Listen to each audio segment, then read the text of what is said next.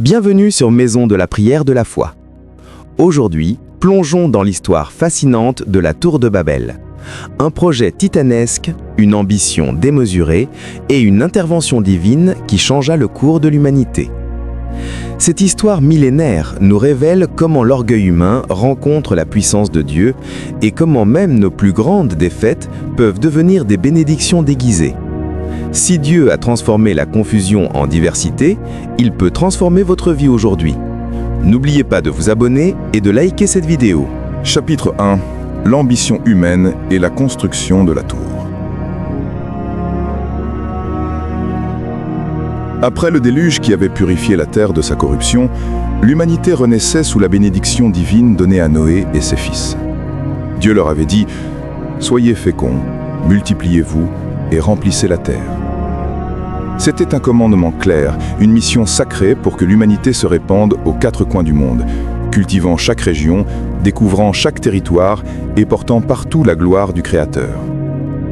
Mais voilà, mes frères et sœurs, l'homme a toujours eu cette tendance à vouloir écrire sa propre histoire, à redéfinir les plans de Dieu selon ses propres désirs. Dans les plaines de Shinéar, une région fertile située entre le Tigre et l'Euphrate, dans ce qui est aujourd'hui l'Irak moderne, quelque chose d'extraordinaire commença à germer dans le cœur des hommes. Ce n'était pas un simple projet architectural, non. C'était l'expression d'une ambition qui dépassait toute mesure humaine. Imaginez la scène, des milliers, peut-être des dizaines de milliers de personnes rassemblées, parlant tous la même langue, partageant la même vision. La Bible nous dit dans Genèse 11:1, « Toute la terre avait une seule langue et les mêmes mots ». Cette unité linguistique était un cadeau incroyable. La communication parfaite entre tous les êtres humains permettait une collaboration sans précédent. Mais attention, l'unité sans Dieu au centre peut devenir dangereuse. L'unité orientée vers l'orgueil devient une force destructrice. Et c'est exactement ce qui se produisit sur les plaines de Shinéar. Un jour, dans une grande assemblée, des leaders se levèrent avec une proposition audacieuse. Écoutez leurs paroles telles que rapportées dans Genèse 11, 3 à 4. Mais comprenez bien, mes frères et sœurs, que ce projet magnifique en apparence était pourri à sa base. Il était fondé sur 3 péchés majeurs, l'orgueil, la rébellion et l'idolâtrie. L'orgueil parce qu'ils cherchaient leur propre gloire plutôt que celle de Dieu. La rébellion parce qu'ils désobéissaient directement au commandement divin de se disperser. L'idolâtrie parce qu'ils faisaient de leur projet, de leur nom, de leur unité, une idole à laquelle ils consacraient toute leur énergie. Combien de fois faisons-nous la même chose aujourd'hui? Combien de projets entreprenons-nous pour nous faire un nom, pour établir notre propre gloire, pour montrer au monde ce dont nous sommes capables? Nous construisons nos propres tours, des carrières impressionnantes, des empires financiers, des réputations éclatantes, des suivis massifs sur les réseaux sociaux. Et souvent, nous le faisons en désobéissant aux directives que Dieu nous a données, en négligeant sa voix, en poursuivant nos ambitions, au détriment de son plan pour notre vie. Chapitre 2. L'intervention divine et la transformation miraculeuse.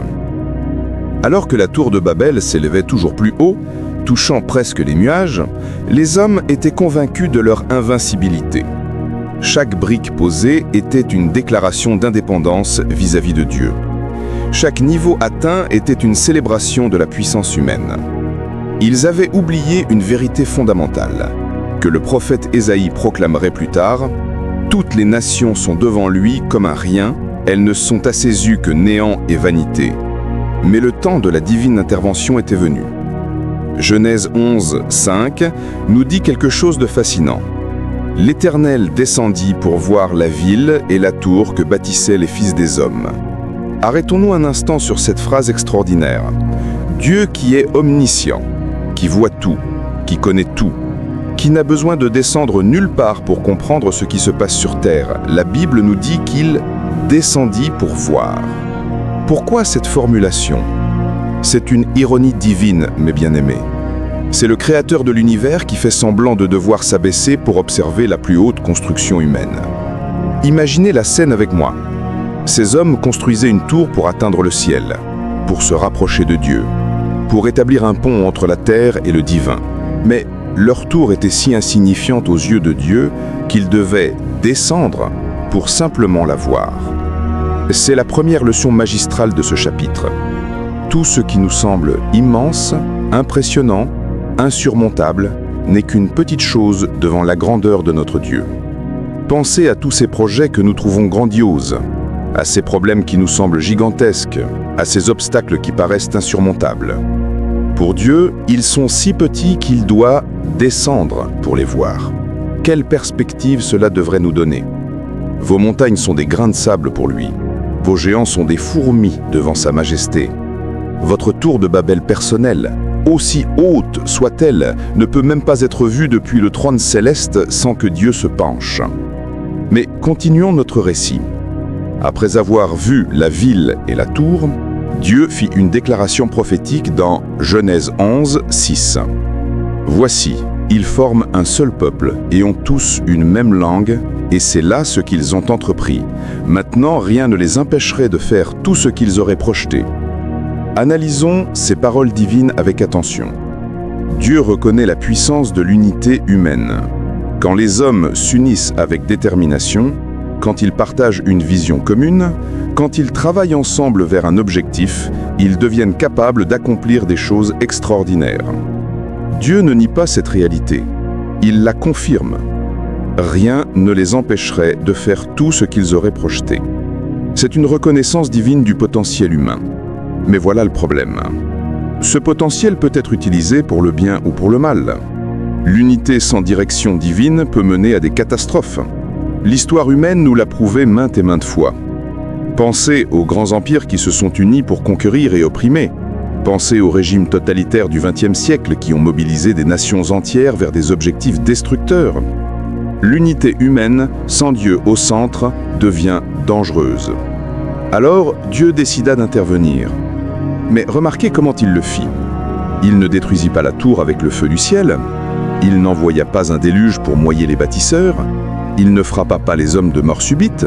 Non, Dieu choisit une méthode beaucoup plus subtile, beaucoup plus profonde, qui allait transformer non pas simplement leur construction, mais leur capacité même à continuer cette construction. Genèse 11, 7 reporte la décision divine.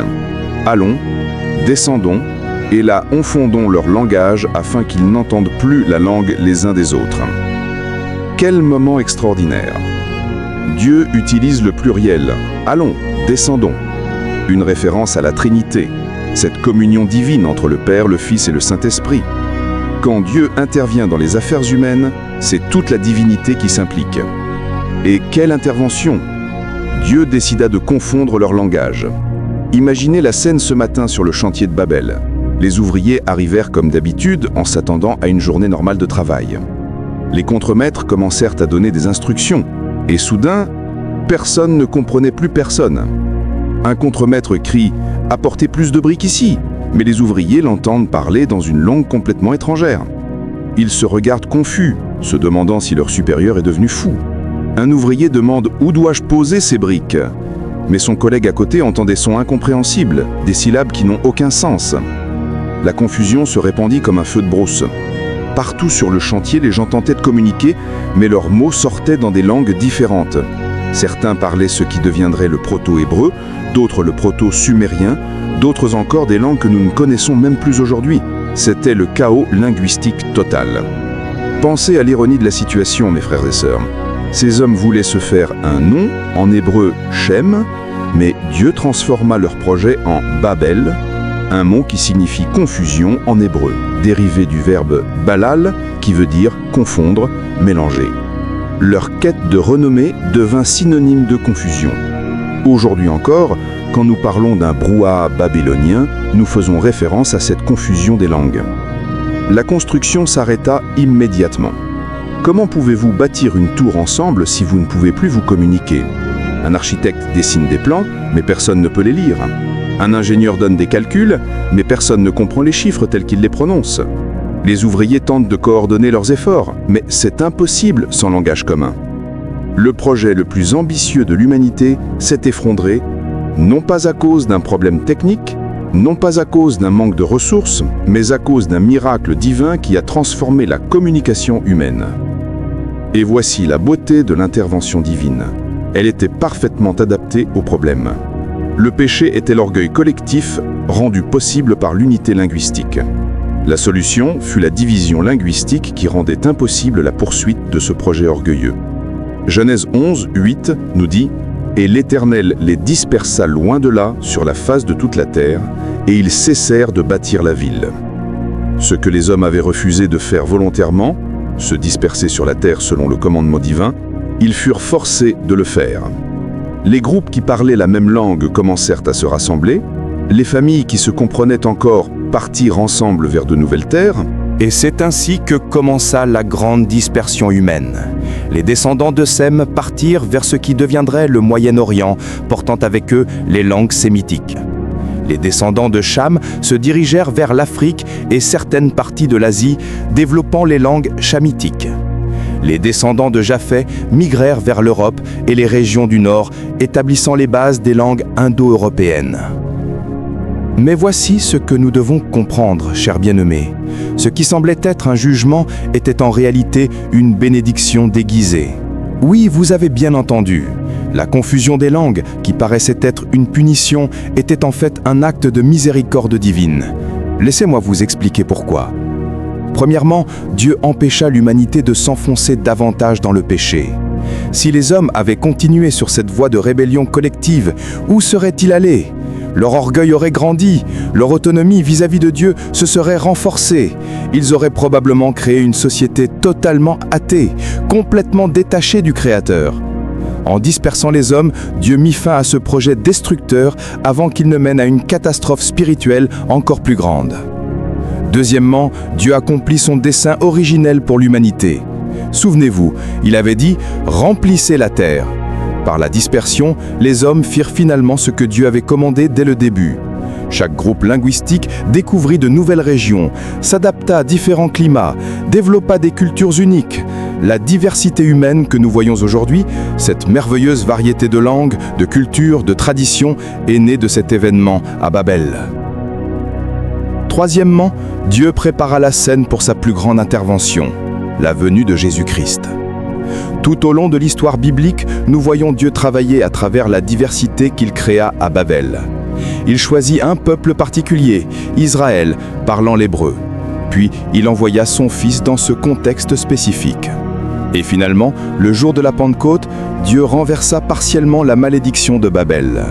Écoutez ce qui se passa à la Pentecôte dans Actes 2, 4 à 6. Et ils furent tous remplis du Saint-Esprit et se mirent à parler en d'autres langues selon que l'Esprit leur donnait de s'exprimer. Chacun les entendait parler dans sa propre langue. Voyez-vous le parallèle ? À Babel, Dieu divisa les langues pour arrêter un projet orgueilleux. À la Pentecôte, Dieu donna la capacité de parler en différentes langues pour lancer le plus grand projet de tous les temps.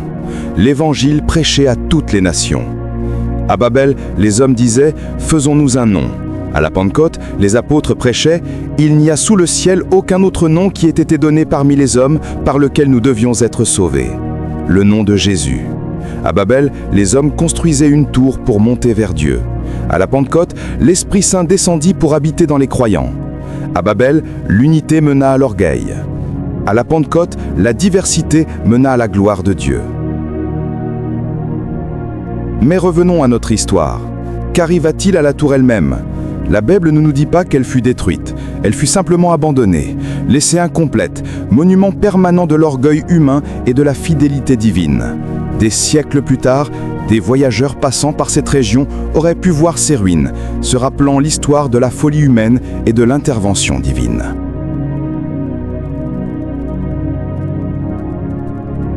Alors, quelles leçons pouvons-nous tirer de cette histoire extraordinaire pour nos vies aujourd'hui ? Première leçon. L'orgueil précède la chute. Proverbe 16, 18 nous avertit « L'orgueil précède la ruine et la hauteur d'esprit précède la chute ». Les bâtisseurs de Babel étaient au sommet de leur gloire quand Dieu intervint. Ne laissez jamais l'orgueil s'installer dans votre cœur. Quand vous commencez à penser que vous n'avez besoin de personne, que vous pouvez tout accomplir par vous-même, que vous êtes le maître de votre destin, attention, vous êtes sur la voie de Babel. Deuxième leçon. L'obéissance vaut mieux que le sacrifice. Les hommes de Babel travaillèrent dur, sacrifièrent beaucoup, investirent énormément d'efforts dans leurs projets, mais tout cela ne comptait rien car ils désobéissaient à Dieu. Aujourd'hui, combien de personnes travaillent d'arrache-pied pour des projets, des carrières, des relations que Dieu n'a jamais demandé de poursuivre? L'activité sans obéissance est de la vanité. Troisième leçon. La communication est essentielle. À Babel, la perte de communication arrêta tout.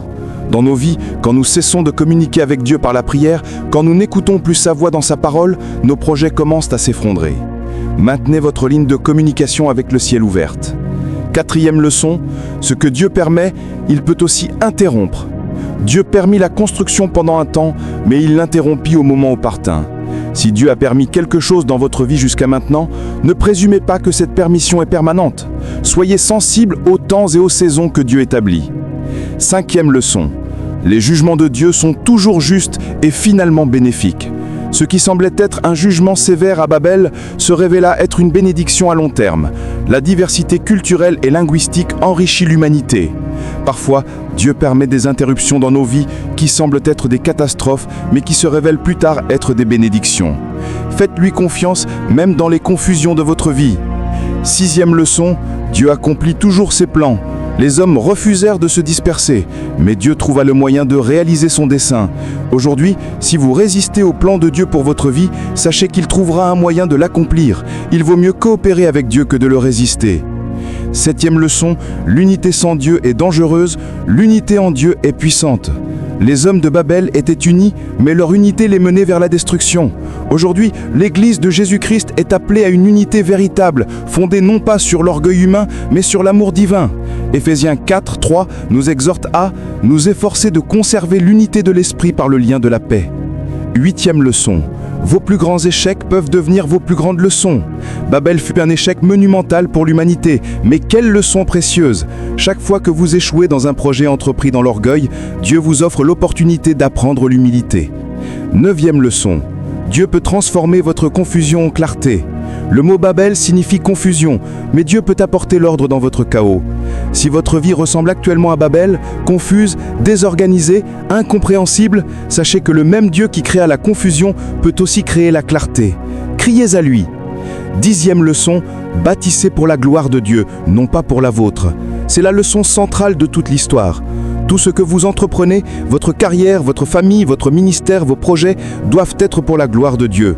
1 Corinthiens 10, 31 déclare « Soit donc que vous mangiez, soit que vous buviez, soit que vous fassiez quelque autre chose, faites tout pour la gloire de Dieu. » Mais bien-aimés, l'histoire de la tour de Babel n'est pas simplement un récit ancien pour satisfaire notre curiosité historique. C'est un miroir dans lequel nous devons nous regarder. Où bâtissez-vous votre tour aujourd'hui? Quelle ambition orgueilleuse occupe votre cœur? Quel projet poursuivez-vous en désobéissance à la volonté divine? La bonne nouvelle est qu'il n'est jamais trop tard de descendre de votre tour, d'abandonner votre projet orgueilleux, de vous soumettre à Dieu. Il n'est jamais trop tard de dire « Seigneur, non pas ma volonté mais la tienne, non pas mon nom mais ton nom, non pas ma gloire mais ta gloire ». Et quand vous faites ce choix d'humilité, voici ce qui se passe. Dieu prend votre vie confuse et apporte l'ordre. Il prend vos projets brisés et les reconstruit selon son plan parfait. Il prend votre échec et le transforme en succès éternel. Il prend votre Babel personnel et le transforme en Pentecôte, un lieu où sa gloire est manifestée, où son nom est élevé, où son esprit se déverse. L'histoire de Babel se termine par la dispersion, mais l'histoire de l'humanité ne s'arrête pas là. Elle continue avec Abraham, appelé par Dieu pour devenir une bénédiction pour toutes les nations. Elle continue avec Israël, le peuple choisi pour porter la révélation divine. Elle continue avec Jésus, le Sauveur qui unit toutes les nations en un seul corps. Elle continue avec l'Église, cet rassemblement de toutes les langues, de toutes les tribus, de tous les peuples autour du trône de l'agneau. Apocalypse 7, 9 nous donne cette vision glorieuse. Après cela, je regardais et voici, il y avait une grande foule que personne ne pouvait compter, de toute nation, de toute tribu, de tout peuple et de toute langue. Ils se tenaient devant le trône et devant l'agneau. Ce que Babel divisa, Christ le réunit. Ce que l'orgueil sépara, l'amour le rassemble. Ce que la confusion brisa, la grâce le restaure. Alors aujourd'hui, peu importe où vous en êtes dans votre voyage, peu importe combien haute est la tour que vous avez construite dans votre orgueil, peu importe combien confuse est devenue votre vie, sachez ceci, Dieu peut encore changer votre vie. Il peut descendre dans votre situation, aussi désespérée qu'elle soit-elle. Il peut transformer votre confusion en clarté, votre échec en succès, votre orgueil en humilité, votre rébellion en obéissance. Ne construisez plus vos tours de Babel, construisez plutôt votre vie sur le roc solide, Jésus-Christ. Cherchez non pas votre propre nom, mais le nom qui est au-dessus de tout nom. Poursuivez non pas votre propre gloire, mais la gloire de celui qui vous a créé, qui vous aime, qui a un plan merveilleux pour votre vie. L'histoire de Babel nous crie cette vérité. L'humilité devant Dieu mène à la bénédiction, tandis que l'orgueil devant Dieu mène à la confusion. Choisissez aujourd'hui la voie de l'humilité, choisissez l'obéissance, choisissez de glorifier Dieu plutôt que vous-même, et regardez comment il transformera votre vie de manière extraordinaire. Si ce message a touché votre cœur, si vous croyez que Dieu peut transformer les tours de Babel de votre vie en monument à sa gloire, montrez-le en likant cette vidéo. Abonnez-vous à Maison de la Prière de la Foi pour plus de messages qui fortifient votre foi et transforment votre vie. Partagez cette vidéo avec quelqu'un qui a besoin d'entendre que Dieu peut encore changer sa situation. Et n'oubliez pas, ce que l'homme construit dans l'orgueil, Dieu le transforme par sa grâce. Que Dieu vous bénisse abondamment. Amen.